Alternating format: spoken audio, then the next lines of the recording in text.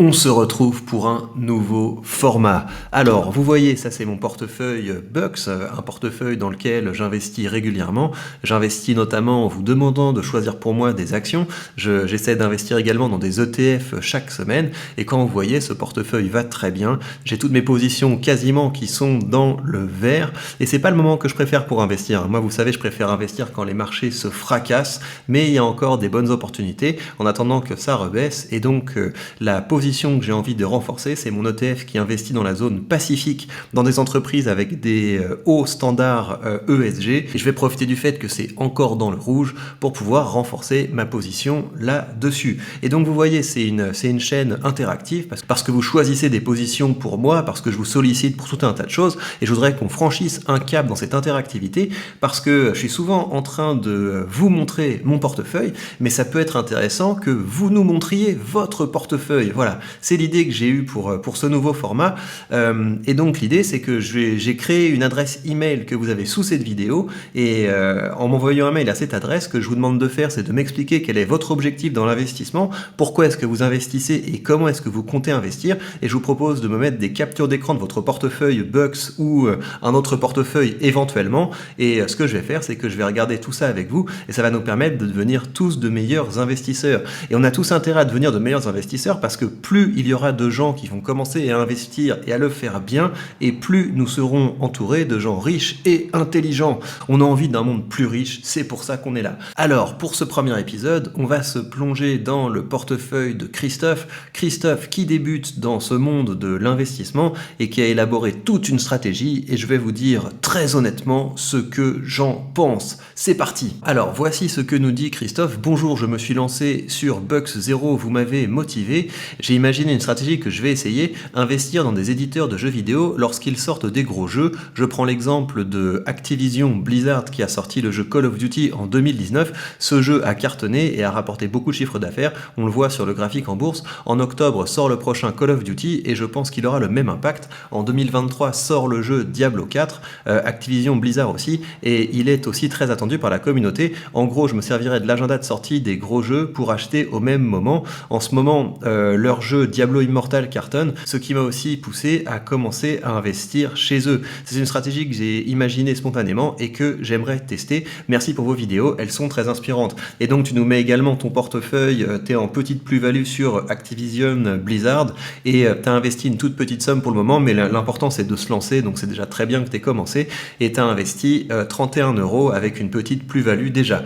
Alors, je vais te dire très franchement ce que je pense de ta stratégie parce que je suis là pour être franc, mais évidemment tu fais ce que tu veux, évidemment tu prends tes décisions, c'est le plus important. Le plus important c'est que tu saches ce que tu fais, c'est que tu saches pourquoi tu le fais, et moi je te donne un avis extérieur et t'en fais ce que tu veux. Alors je pense que le problème de cette stratégie, c'est que tu vas faire continuellement des paris, et tu vas faire des paris dans un domaine où tu ne seras pas gagnant. Pourquoi ? Parce que dis-toi qu'il y a des gens dont c'est le métier d'être capable d'anticiper les tendances des entreprises, les tendances de marché, et que le moment où toi tu obtiens des informations sur le succès de telle ou telle chose, le moment où tu obtiens des informations sur la sortie de tel ou tel produit, même si tu es fan du domaine, même si tu as l'impression d'être un des premiers à réagir, dis-toi que les investisseurs institutionnels ont des infos en interne. Ils ont des infos en interne, ils ont des infos bien avant que les gens de la rue comme nous aient ces informations, donc tu auras toujours un temps de retard. Ça veut dire que le jour où tu vas te dire il y a un gros truc qui va se produire avec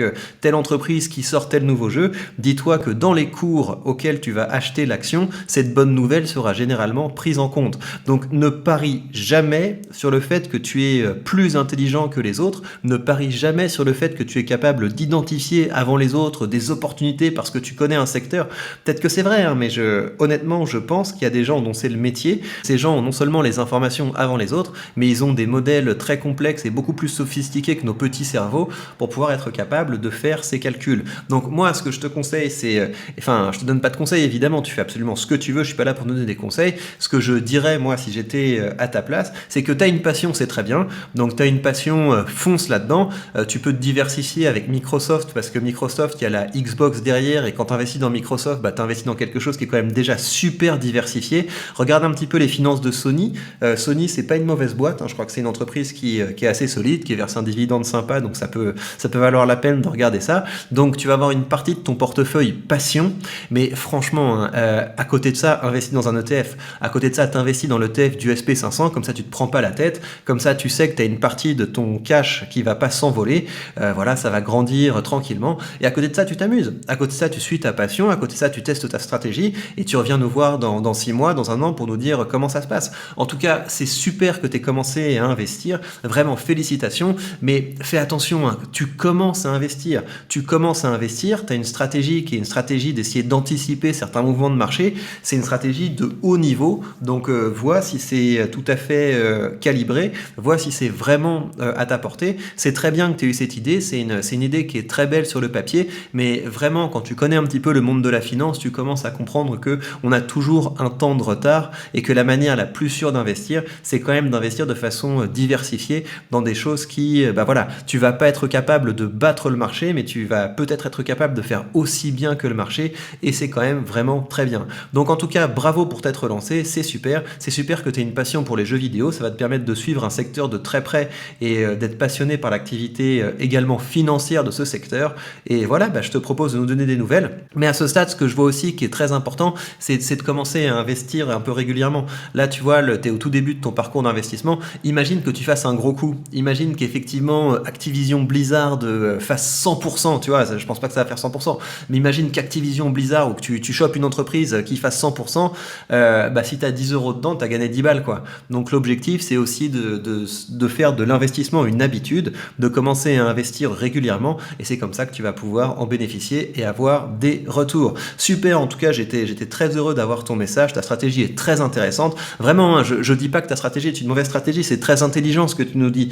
mais dis-toi que tu as probablement un coup de retard, et l'intelligence, c'est aussi de savoir que on joue pas forcément dans la même cour que des investisseurs dont c'est le métier. Et maintenant, je vous rappelle que si vous voulez commencer à investir, élaborer des super stratégies pour battre le marché, mais peut-être aussi faire attention et investir tranquillement dans des ETF ou dans des grosses entreprises qui vont vous verser des dividendes et vont vous permettre d'avoir votre revenu et votre capital qui augmente lentement mais sûrement, pas forcément lentement d'ailleurs, parce que des fois ça prend quand même des gros coups d'accélération, et bien vous savez que vous avez sous cette vidéo le lien vers le courtier que j'utilise, et en suivant ce lien, vous bénéficierez d'une action gratuite dès que vous créditerez votre compte. Prenez bien soin de vous et à très bientôt.